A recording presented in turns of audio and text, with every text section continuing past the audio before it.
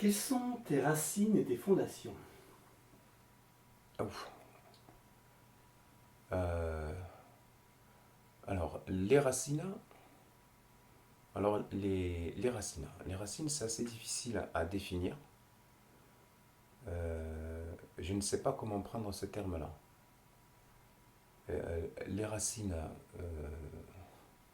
biologiquement, bon, les racines, c'est celles qui permettent de donner la vie. Donc, ce sont des branches qui permettent d'aller chercher la nourriture pour pouvoir vivre. Alors, c'est, ce sont de sortes les racines, ce sont des sortes d'antennes pour moi qui permettent d'aller chercher ce qu'il faut pour se nourrir. Donc, mes racines, je les trouve où? Je peux vous dire que je les trouve dans les livres, par exemple. Mes racines, je les trouve dans ma culture, par exemple. Alors, du coup, moi, j'ai une double culture, franco-algérienne ou franco-arabe. Mais plus française que arabe, puisque je suis natif de Castres. Et, euh, et donc, je puise mes ressources, puisque j'ai défini mes racines comme étant des antennes qui vont me permettre de me nourrir, puiser des ressources. Mes ressources, donc, je les puise, surtout, je les ai puisées dans tout ce qui est la littérature. Alors, du coup, franco-anglaise, voilà, parce que, bon, en tant que scientifique, eh bien, il faut avoir un petit peu de culture, enfin, il faut maîtriser un petit peu l'anglais pour comprendre, euh, pour poursuivre des études. Et alors, après, arabe, ce qui est intéressant, c'est le monde arabo-musulman aussi, euh, parce que on aime bien savoir d'où on vient, ou d'où viennent nos ancêtres. Euh, et, et, et ça, c'est nécessaire. Quel est l'héritage biologique que l'on a? Et bon, au bout d'un moment, on constate que. Alors, j'ai fait une recherche, hein, euh, j'ai de la famille, enfin, j'ai de la famille.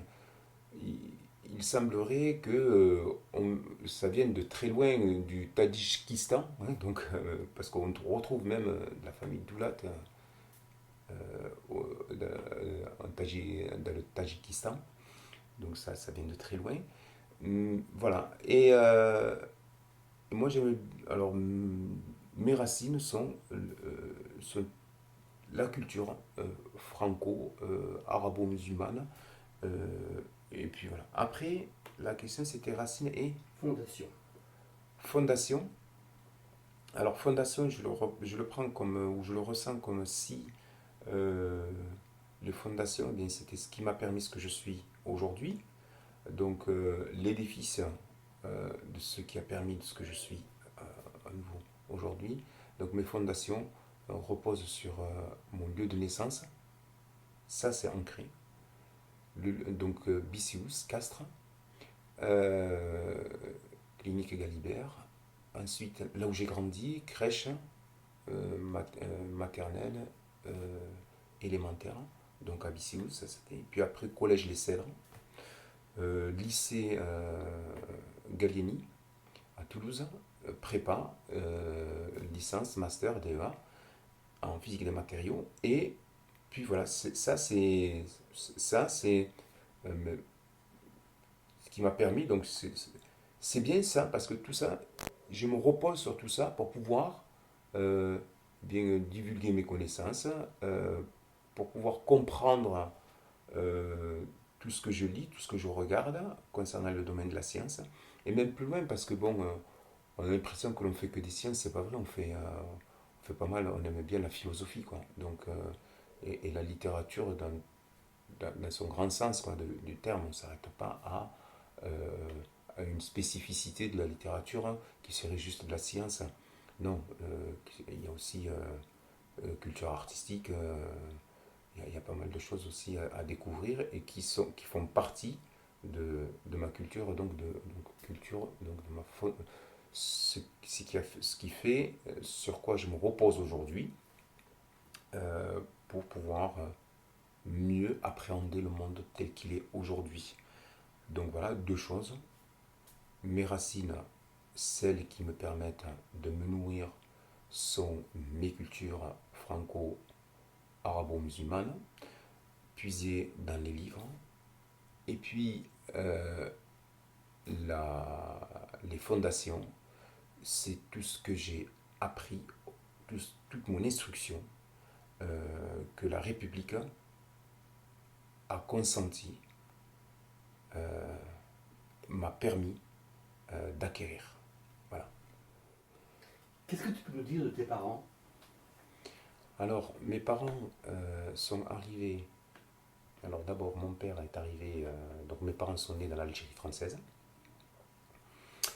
Mon père est rentré en France, a été rapatrié donc avec l'armée française en 1962 après les accords d'Évian.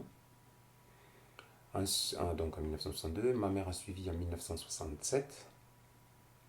Voilà.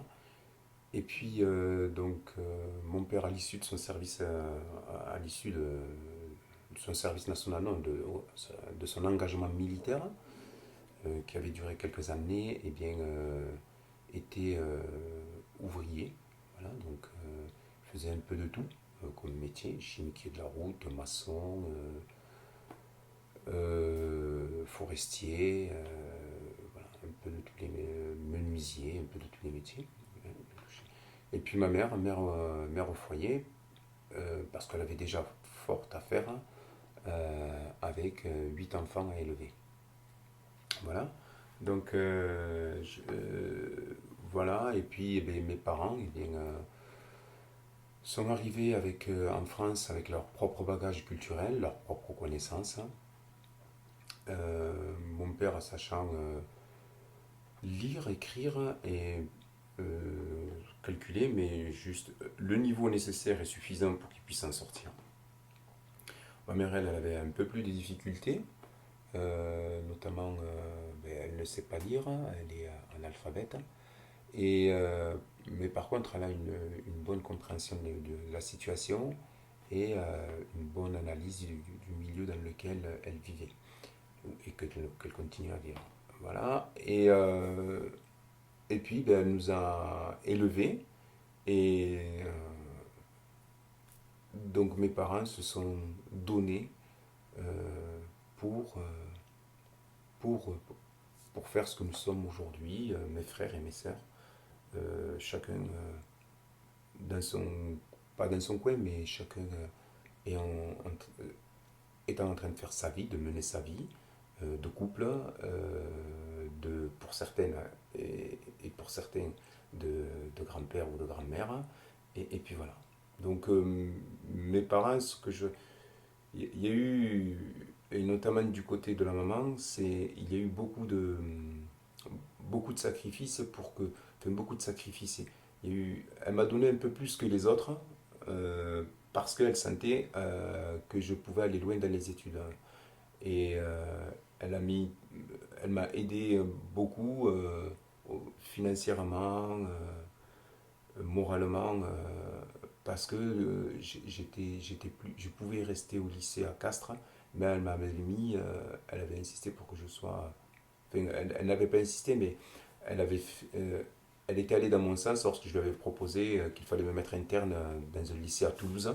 Voilà, ce qui n'est pas rien parce que dans les années 90, 85, ça coûtait quand même des sous d'être interne à plus de 100 km de chez soi. De quelle région d'Algérie viennent tes parents? Alors mes parents viennent de la wilaya de Saïdan. Et donc c'est un lieu où en été il fait pas loin de 40, un peu plus de 40 degrés, qui est porte du Sahara, on dit que c'est les portes du désert, en tout cas de milieu aride. Ils viennent de cette wilaya-là, mais ce sont des agriculteurs, fils de paysans. Donc ils ont leur verger. Alors après il y a toute une histoire, hein. Donc leur père, autant du côté de chez ma mère que de chez mon père, ont des terrains dont ont hérité mes parents. Donc des terrains agricoles, notamment des vergers, voilà, des orangers, des citronniers, des figuiers, et puis après agricole classique, pommes de terre et des trucs comme ça. Voilà. Et là, mon père, actuellement, comme il a pu récupérer ses terres, et bien de temps en temps, alors il a des ouvriers là-bas, hein, de temps en temps, il jette un œil pour savoir comment se fait, comment tout se fait, voilà, comment il, euh, il encadre un peu tout ça et il regarde si tout se fait dans de bonnes conditions, si le travail se fait dans de bonnes conditions. Alors il a récupéré ses terres après des accords passés, c'était qu'à partir des années 90, voire même plus haut, 94-95. Mais ça a été un travail de très très très longue haleine pour lui. Explique-nous ce que c'est récupérer ses terres. Mais récupérer ses terres, il a subi le même sort que les pieds noirs, hein. C'est-à-dire que plus rien ne lui appartenait. Et c'était quelqu'un qui avait mis la main dessus, quelqu'un d'autre qui avait mis la main dessus. Et, et donc, il avait quand même ses sœurs et ses sœurs qui étaient restées euh, dans, dans le village et qui n'avaient plus espoir de récupérer ces terres-là, puisqu'elles avaient été confisquées et données à quelqu'un d'autre. Ensuite, il a engagé, donc ça s'est passé, c'est vraiment très loin, c'est après les accords entre Mitterrand et le président qui était algérien, je ne me rappelle plus qui c'était. Il y a eu des accords qui ont été effectués, et notamment sur la possibilité de la restitution des terres qui avaient été confisquées. Et je crois qu'il a fallu 10 ans. 10 ans de, donc ça s'est passé tout ça à la wilaya de Mascara, qui se trouve à une centaine de kilomètres de la wilaya de Saïda. Et donc il a réussi à récupérer il a fini par récupérer ses terres, les terres donc de son père, et qu'il a redistribué à ses sœurs. Et puis lui, il a pris sa part. Et du coup, eh bien, voilà, donc ça fait, c'est quelque chose qui est revenu dans le patrimoine de la famille Doulat. Voilà. Est-ce que tes parents t'ont parlé de leur départ d'Algérie, arrivé en France? Alors ça, c'est difficile comme question. Jamais. Jamais, jamais, jamais, jamais. J'ai posé de questions à mon père, jamais. J'ai jamais eu une réponse. J'ai essayé de poser la question à ma mère, jamais eu une réponse. Alors je suis passé par des intermédiaires et je lui ai dit, il y a une personne avec qui j'ai discuté, avec qui j'avais discuté sur ce sujet-là. Et il m'a dit, parce que pour tes parents, c'est trop dur d'en parler et tu verras, ils ne t'en parleront jamais.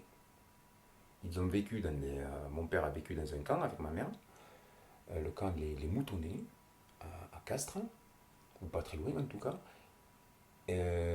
Donc mon frère, qui a juste avant moi, eh bien lui c'est le gars, lui il est né, alors il est né dans un appartement.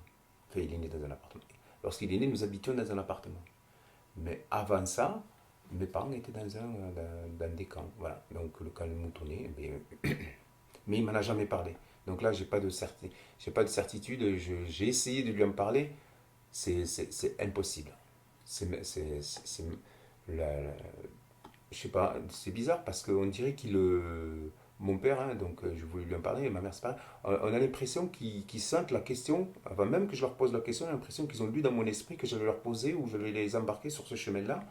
Alors on passe sur un autre sujet, puis je comprends que c'est même plus la peine, quoi. J'ai beau insister, mais euh, ça passe pas.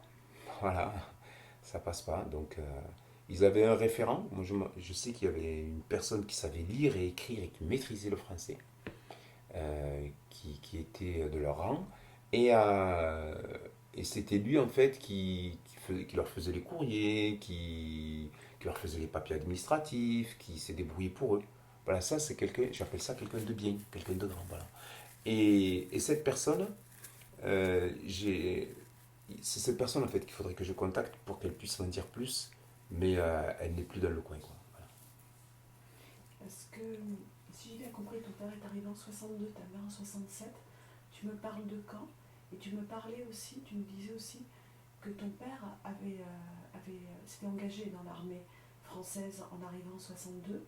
Donc comment ça se fait qu'il serait allé dans un camp ou pour rejoindre ta mère? Enfin, c'est bizarre du coup.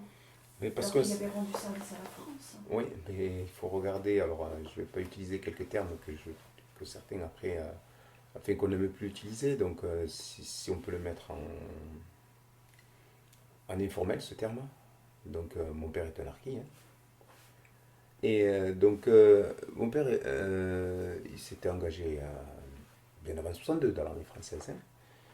Et, et vous savez ce que vous connaissez, enfin je ne sais pas si vous connaissez l'histoire de ces gens-là, de ces gens qui se sont engagés dans l'armée française et puis après qui se sont retrouvés après les accords d'Évian. Eh bien, mon père a eu la chance d'atterrir en France, mais il a été parqué. Voilà, parce qu'on ne voulait pas en entendre parler de ces gens-là. Et par contre, ceux qui sont restés au bled, comme on dit, entre guillemets, certains ont réussi à s'en sortir et d'autres ont été fusillés. Donc, les deux situations ne sont pas comparables, elles sont tristes, mais je préfère la situation de mon père plutôt que celle du fusil. Voilà.